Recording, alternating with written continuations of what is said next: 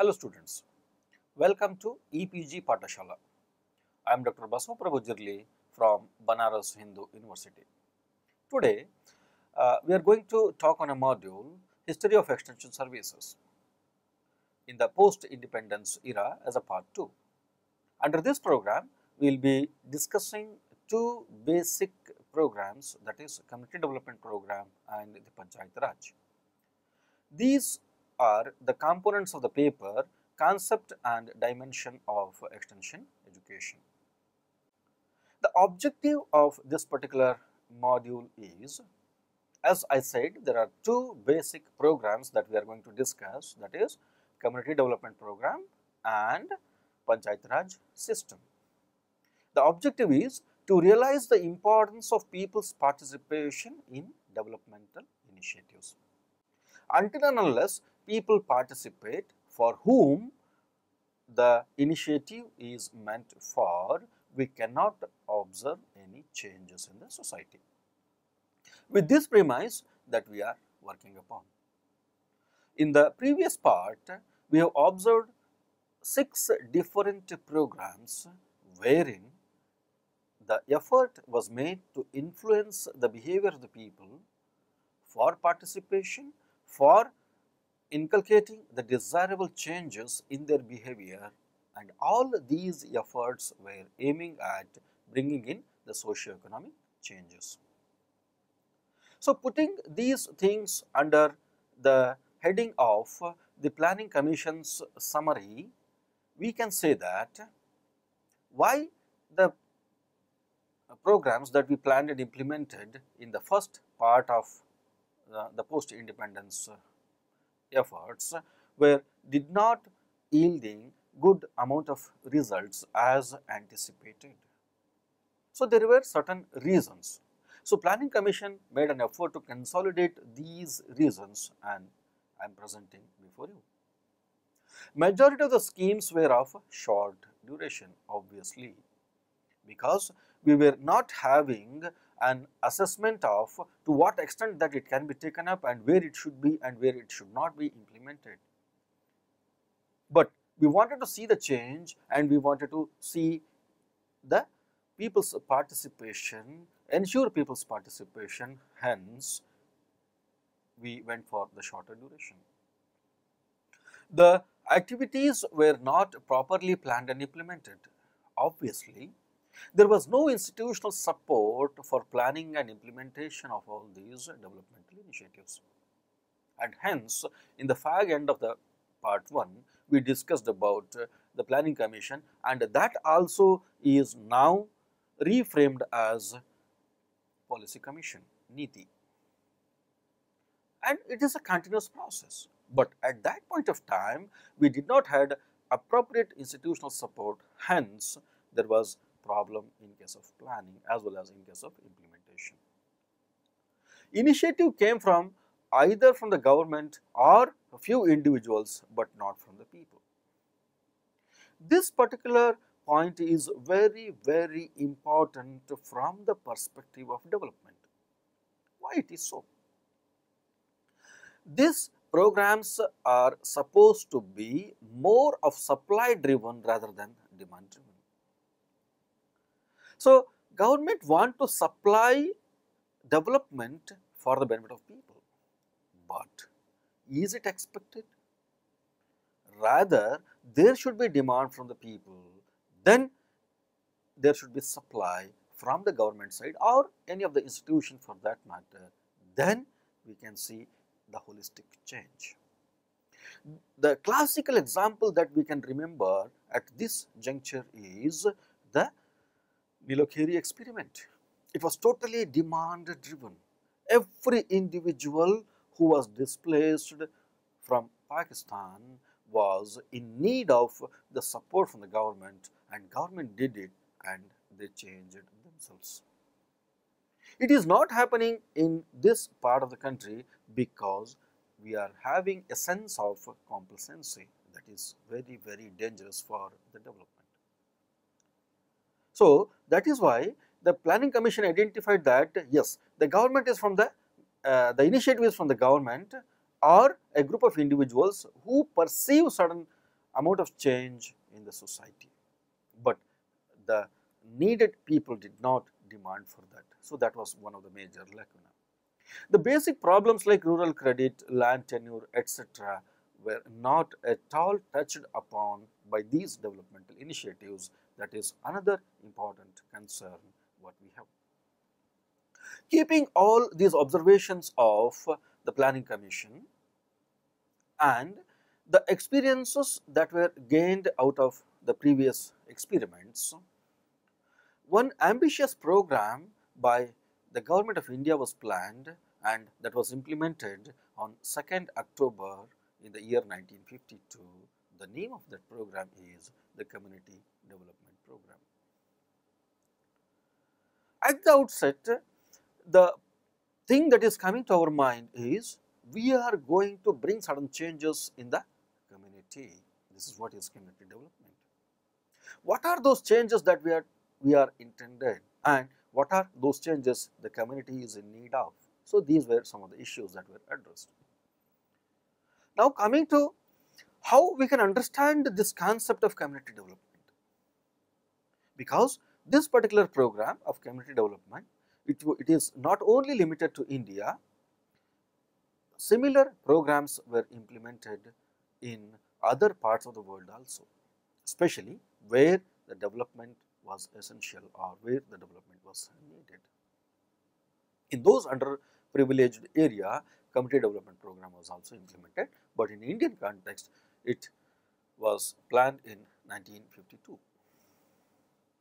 United Nations defined the concept of community development as the process by which efforts of the people themselves are united with those of the governmental authorities. This is first part of the definition. I need your attention in this part of the definition. Let me read it once again. The efforts of the people themselves are united with those of the governmental authorities. For what? To improve the socio-economic and social and cultural conditions of the communities, to integrate these communities into the life of the nation, and to enable them to contribute fully for the national progress. As I said, this definition can be divided into two different parts. The first part, which is emphasizing on the methodology, that is efforts of the people in combination with the governmental efforts. When these two things come together, then only we can see the second part of this definition, which is talking of development in different sectors like social, economic, cultural, so on and so forth. The first part, is it that easy to implement? Government is making initiative from its side, and this is what has figured in the reports of the Planning Commission also. Government is throwing good number of programs for bringing in the changes and the development. But what is the reaction of the society? That is what is the people's effort. That is what is the people's effort. So, if at all they come together under one umbrella, and if people's effort and the governmental effort are joining together, then immediately we can see certain changes, and this is what is happening in different parts of the country. If I ask you, under Indian conditions, there are certain states which we can identify them as the developed states. You can easily count the name of few states. Why it is so? In other parts of the country, we say that it is not developed, it is underdeveloped. There are so many such synonyms that we cannot touch. Again, why it is so? Is it that government is paying more attention to some parts of the country and it is not at all paying to some other parts of the country? It is not. Government pays equal amount of attention to all these states, but some parts of the country or some districts or some parts of the country are implementing the programs as it is desired of, but in some other parts it is not happening, and that is why we are trying to classify it as not developed or underdeveloped or underprivileged, so on and so forth. So, in the beginning itself, I have been telling that participation is key for development. This is how we are going to understand how the involvement of the people is going to change the scenario. Coming to the second definition given by Mukherjee in the year 1967 to understand the concept of community development. He says that it is a process of change from traditional way of living of rural communities to the progressive ways of living, as a method by which people can be assisted to develop themselves on their own capacity and resources, as a program concerning the welfare of the rural people, and as a movement for progress with certain ideological content.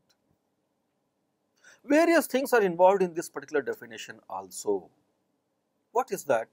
In the first part of the definition, he says that community development is a process of moving from traditional way of living to the progressive ways of living. How do we understand this traditional and progressive way of living?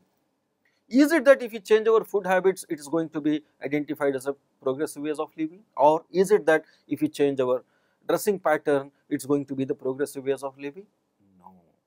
We need to change our knowledge, we need to change our skills, we need to change our attitudes, and we need to accept the changes as and when it is essential. That is what is the meaning of progressive ways of living.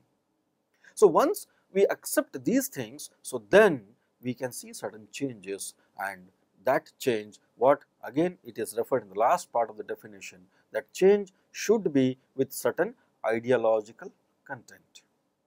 This ideological content is going to refer to that particular aspect without modifying or influencing the existing culture. You need to improve upon the various factors like social factors or economic factors or the technological factors.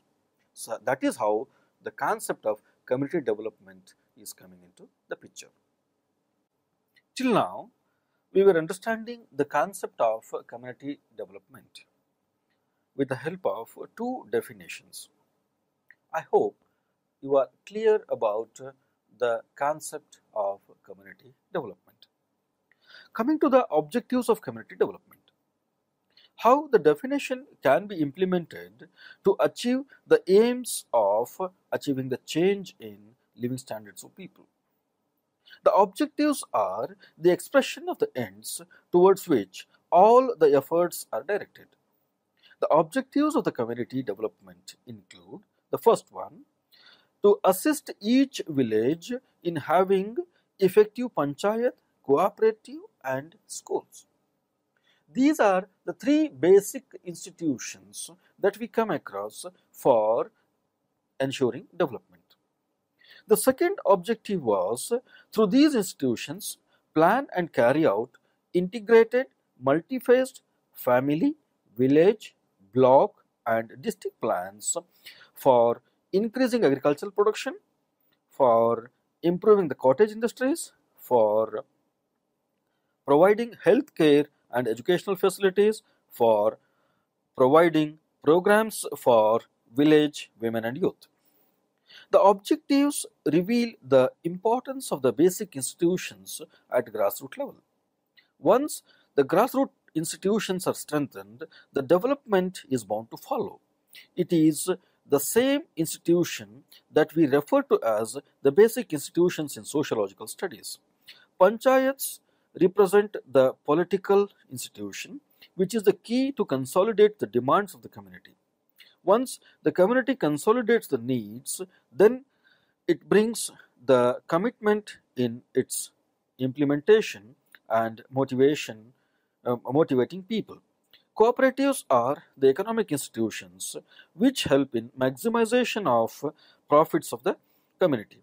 If an individual bargains in the market for a better price as a primary producer, he may or may not get better price. But when you are bargaining collectively, you are bound to get the better price. Looking into the typical production scenario of India, cooperatives are the best possible options for small and medium producers. After understanding the objectives of community development, now let us move on to the steps in community development program.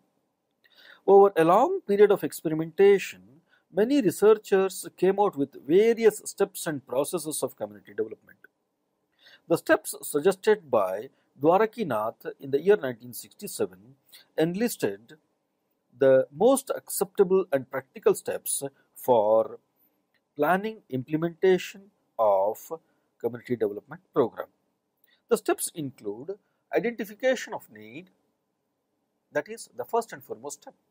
Until unless you identify the needs of the target group, you cannot build upon the program of development. Based on the needs, the second step reveals that setting of the objectives. The setting of objectives is totally based on the needs of the communities. The third step of community development program is assessing the resources.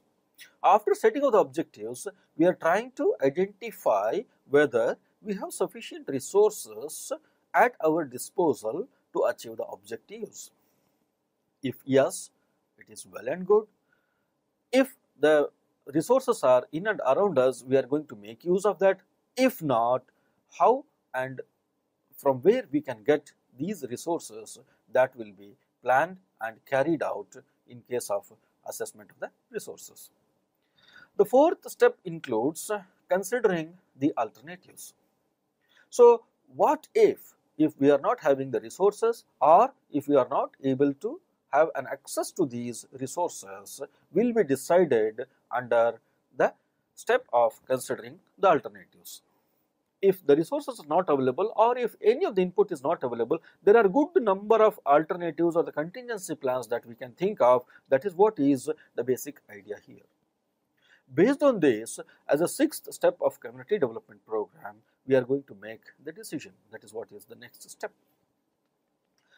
This is going to be the action plan and how we are going to realize the concept of development. That is what is the process of making the decision.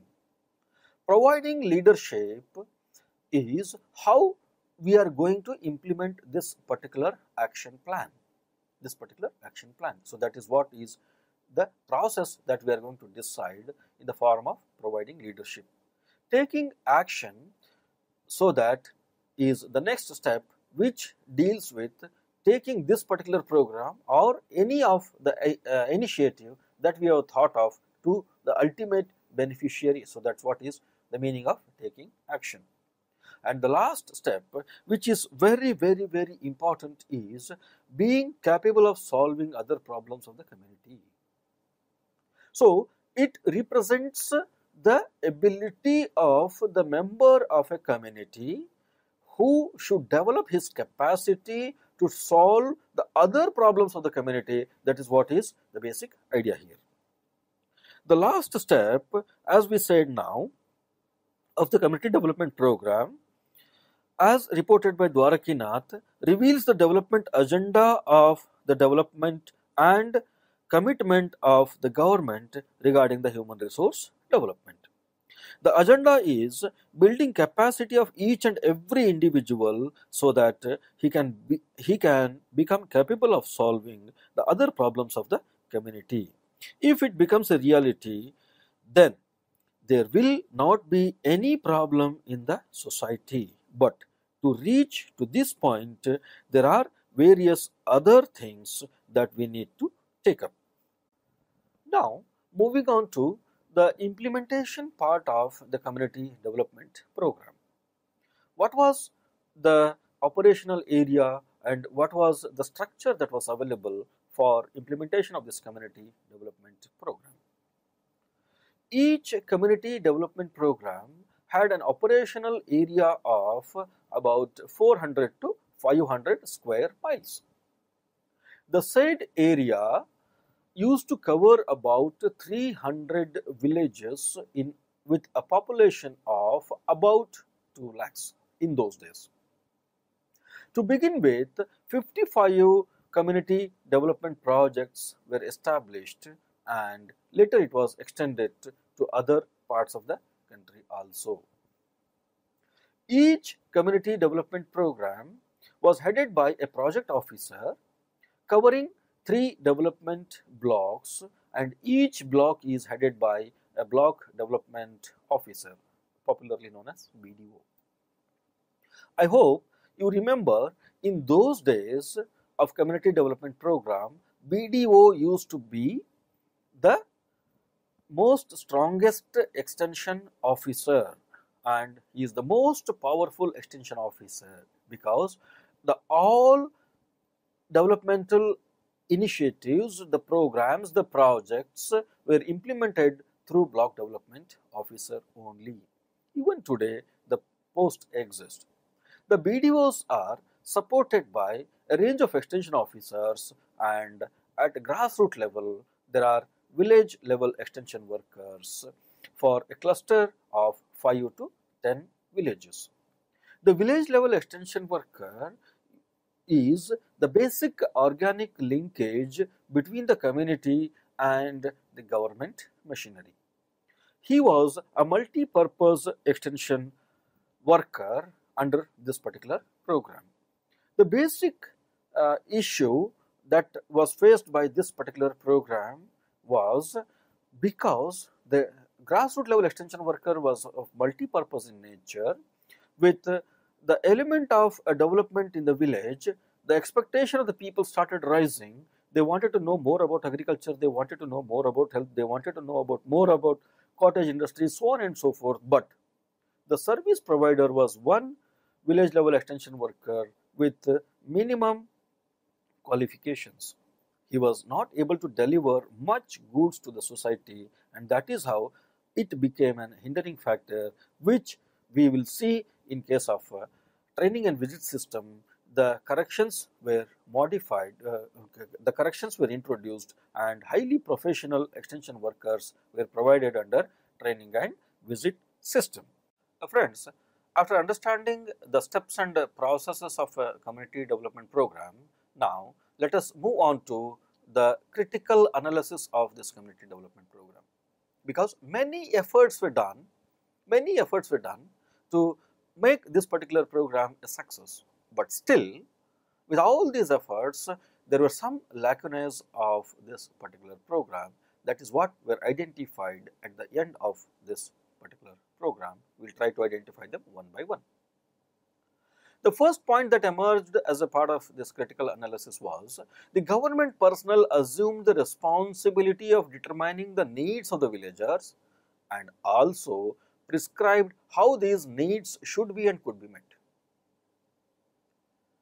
The first step of this community development program, as we said, analysis of the needs. So, instead of analyzing the needs from the grassroots, the personnel felt that I am aware of the needs of this particular section of the society. That was the greatest mistake that we did during that program. In many such programs, especially the developmental initiatives, the people working in that sector feel that I am aware of what they are in need of. But in reality, there is a huge gap what they are in need of and what we are supplying. And this is what had happened in case of community development program. And apart from that, they also prescribed how these needs should be and could be met, rather than asking the communities. We are talking of top down and bottom up. How can it become bottom up approach when we are dictating the terms from the top? This is what had happened there. So, that is first lacuna that what we are observing in case of this program. Because of the thing that we discussed so far, the village leaders were having difficult time to mobilize people, because everything was forced upon you, it was imposed upon to you. So, there was no motivation among the society.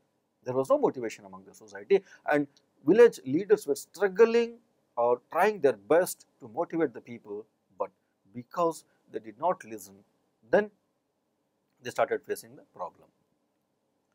The third important issue was the local group dynamics was totally neglected. The village societies are having a typical social structure. They value the value systems, the norms of the society, taboos, mores. There are so many such things that exist in the village, and even today we find the existence of all these cultural aspects in the village communities. Even though in the urban societies it is not that obvious, but in rural societies it is obvious even today in the 21st century. That dynamics of the village societies was totally neglected under this program. So, that is one of the important issue to be considered. The next point was the village level workers were prepared to render assistance to the people, but least prepared to stimulate the group action.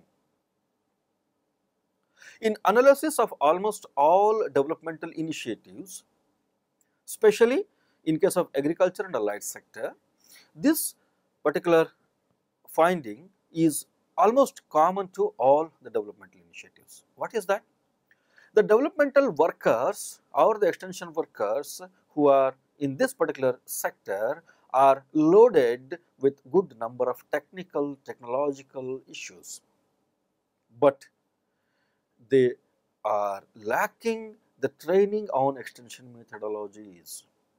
There are good number of issues, how you can approach the people, how you can influence the people, how you can motivate the people, how you can organize the group. There are various issues. In one of the earlier point we said that it is group dynamics, then again it is the issue dealt by the extension education. So, the basic thing is the inputs of extension were not given much attention. The most important thing was the technology. So, that is why there was certain problem in implementation of this program. Then coming to the last but not the least point, very important point, too many obligations like regular record keeping, submission of reports, etc. reduced the time to be spared for the extension activities by the extension workers.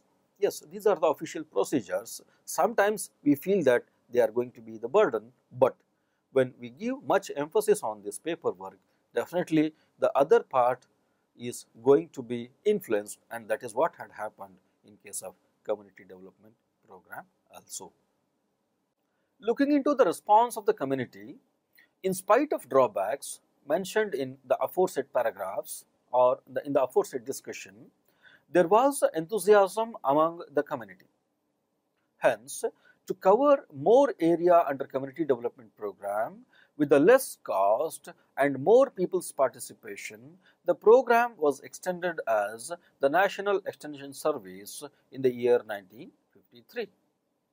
Basically, the modus operandi that what we adopted in case of community development program remains same, but the NES is having an element of expansion so that more area is covered under the umbrella of community development program. Because of that, there were slight modifications that were introduced in this particular program, and it was implemented in 1953. In the year 1954, the momentum gained by National Extension Service was intensified by converting the most successful NES blocks into community development blocks. And there were a good number of incentives that were provided to this community development blocks. The idea behind was to identify the best performing NES blocks or the National Extension Service blocks and provide them with the additional staff, additional financial support so that it can work in a more efficient manner. All these efforts were acting as additional oxygen support to sustain and to have additional progress in those areas. Learning lessons from community development program, it was established that people's participation is must in development programs. If ultimate stakeholders are not involved in planning, implementation and evaluation phase, we cannot think of holistic development. But the gigantic question was how to involve the end users in all these processes. To address this issue, Government of India appointed a committee under the leadership of Shri Balwantri G. Mehta, which submitted its report in 1957, which paved the way for establishment of Panchayat Raj system in the country. The recommendations of the committee included establishment of Panchayat, number one, so that we can have a grassroots level institution in the village itself. The second recommendation was entrusting the planning developmental activities to these panchayats, so that the issue that we were discussing in our previous modules, the bottom up approach or the involvement of the ultimate stakeholders in the process of planning was made reality with this recommendation. Then the third recommendation was transfer of adequate resources to discharge duties. All these developmental initiatives need good amount of financial resources. Hence, he was emphasizing upon the financial freedom to the grassroots level institutions in the form of transferring adequate resources so that they can discharge duties for the cause of development. Panchayat is a three-tier structure involving Gram Panchayat at village level, Panchayat Samiti or Taluka Panchayat at Tehsil level or Taluka level, and Zilla Panchayat at district level, which is the highest policy making body. Each level will be having a group of elected representatives. These elected representatives are responsible for planning, implementation, and evaluation of development activities in their respective constituencies. Each constituency is the geographical area covered by each representative. For the purpose, each village is divided into different wards, and each ward is having a fixed population, will be having an elected representative. A group of such elected representatives will be headed by a Gram Pradhan or Sarpanch. Nomenclature varies from state to state. It means each village is having a local self-government to plan and implement and evaluate the program, the developmental initiatives in that particular village. The journey of Panchayat Raj system since its implementation, that is 1957 to 1992, can be divided into three distinctive phases. The concept has seen many problems as well as ups and downs during the period. Hence, it is broadly divided into three different phases. The first one, the phase of ascendancy, 1957 to 1964. The phase of stagnation, 1965 to 1969. The phase of decline, 1969 to 1977.